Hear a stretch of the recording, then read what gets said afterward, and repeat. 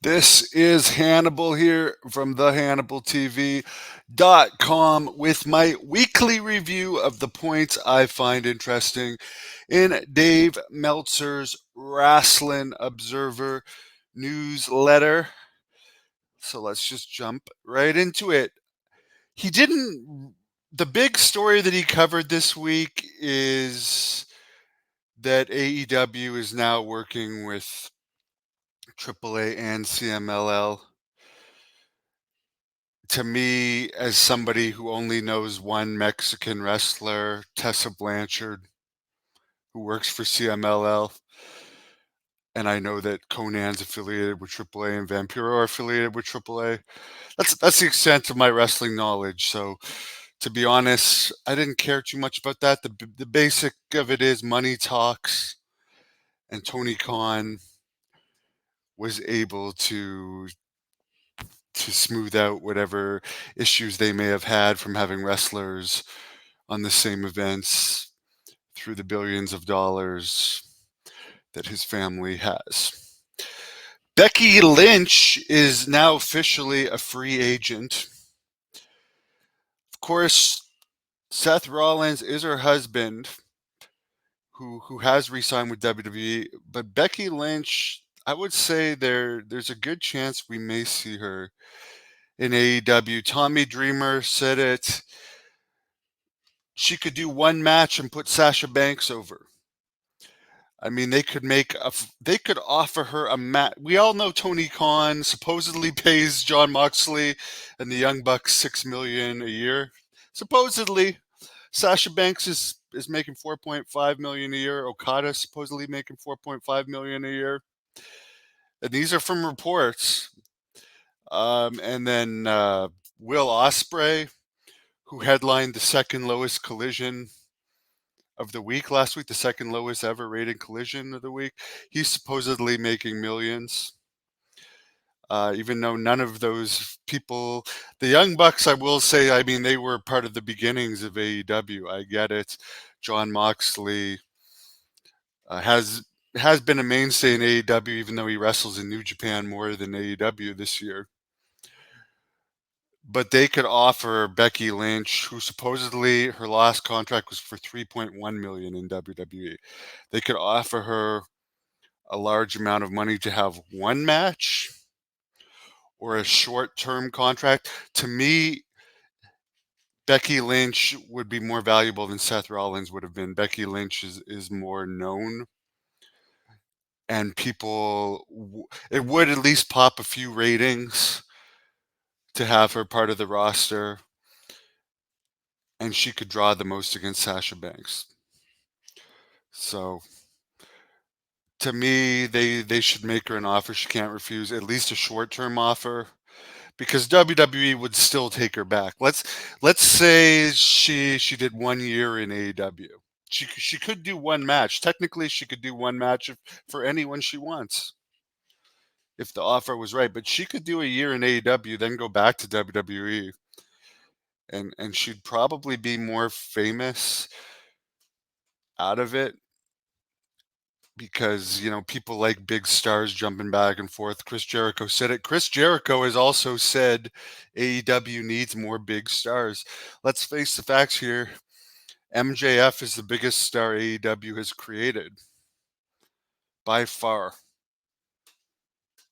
Who, by the way, AEW signed his girlfriend Alicia Atout to an announcer deal last week.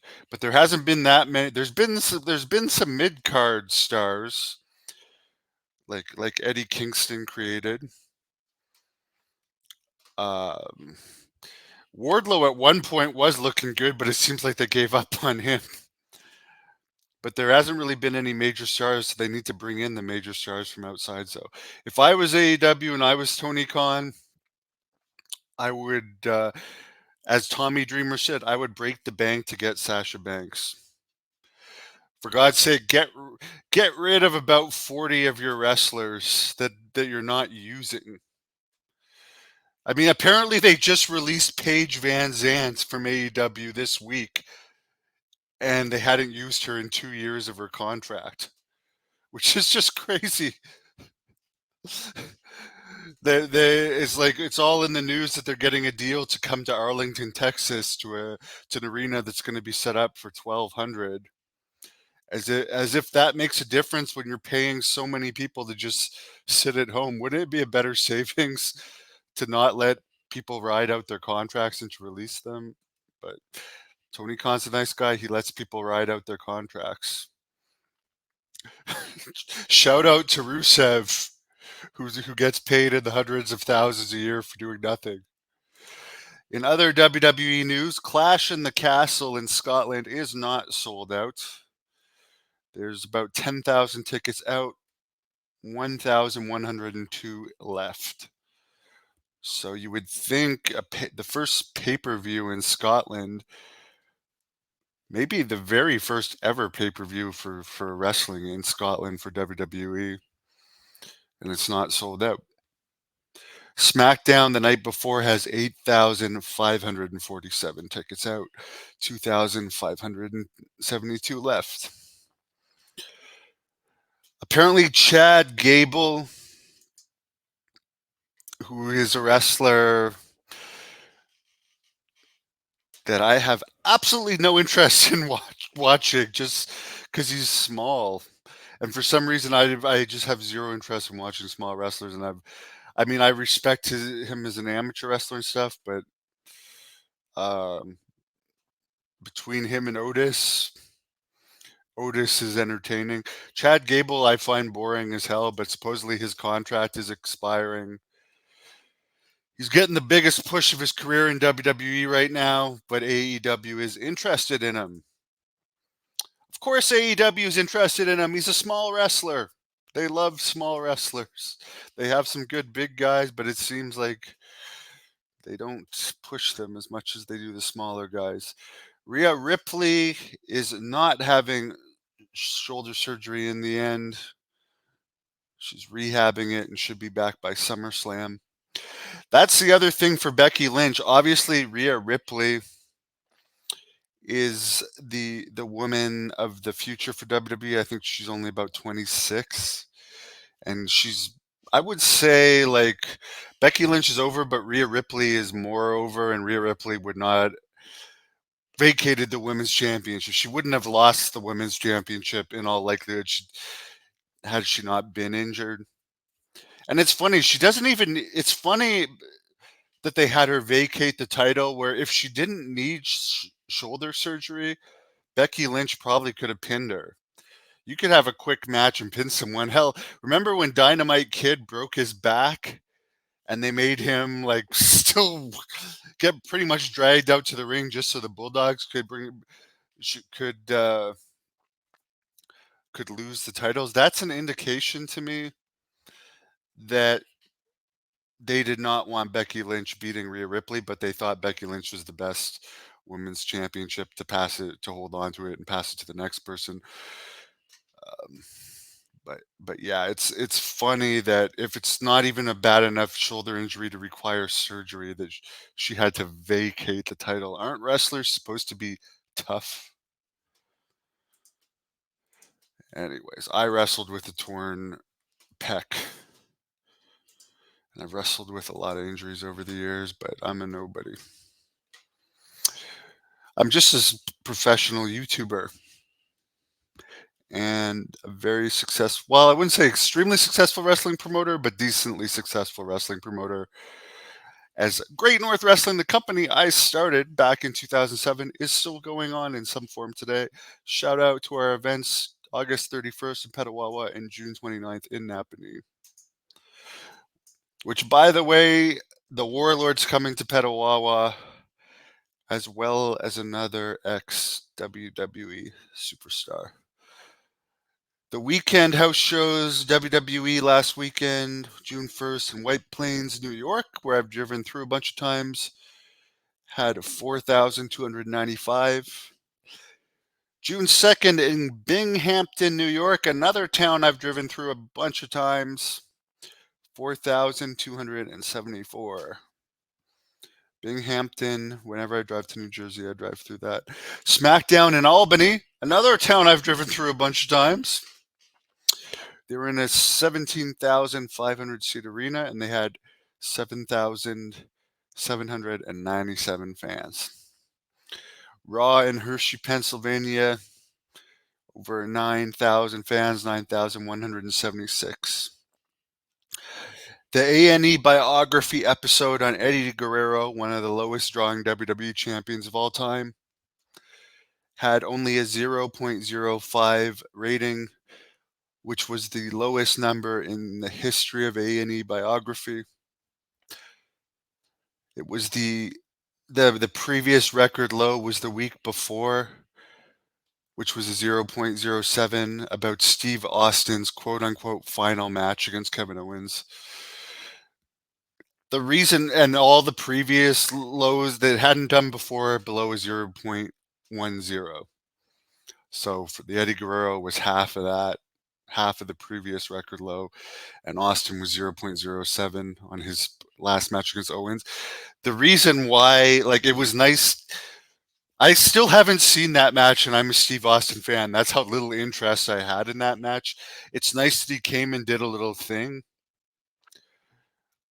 but there was no build to that match. And other than him returning, nothing memorable happened in it. So that's why people don't care about it and why it did a bad rating. AEW Collision in Palm Desert, Florida, 2,800. That is the one that did a 0.11 rating. Second lowest of the year, with Will Ospreay in the main event. AEW Dynamite and Rampage tapings in Loveland, Colorado, outside of Denver. This week, 2,600, including comps. It came out that for the Winnipeg Dynamite, which, despite it being Omega, Jericho, and Don Callis' hometown, they had 1,268 comps and only had a little over 5,000 tickets sold in an 18,000 seat arena. Chris Jericho in his hometown, they still needed to give out over 1,200 comps. Wow. Penta's contract with AEW expires in August or September. WWE is interested in him. He's interested in exploring other options. AEW is apparently still interested in Ross and Marshall Von Erich, especially since they're running the Dallas area for almost 2 months this summer, but they have not signed yet. Brandon Thurston of WrestleNomics discovered that they have a deal to run that arena 6 or 7 times this summer in Arlington, Texas, for only $232,000. The setup will be about $1,200. TNA did not hit a rating this week. On April 30th. They don't have the ratings for this week yet. April 30th, TNA, I guess they had under 19,000 viewers, and you need 19,000 to hit a you need 17,000 to hit a 0.01. So they did not get enough viewers to make a rating. Apparently, there's a lot of concern from talent that nobody knows what's going on with TNA and WWE, and a lot of key people in TNA have been fired. David Sahaldi, who had been in charge of production, was let go. He was also the creative director and TV director for a very long time. Lou D'Angelo, who was the vice president of marketing, was also let go. There's interviews with both David Sahaldi and Lou D'Angelo on the Hannibal TV if anyone wants to check them out. Lou was in charge of booking the arenas. His assistant was also let go, and there's been a lot of other executives let go in recent months.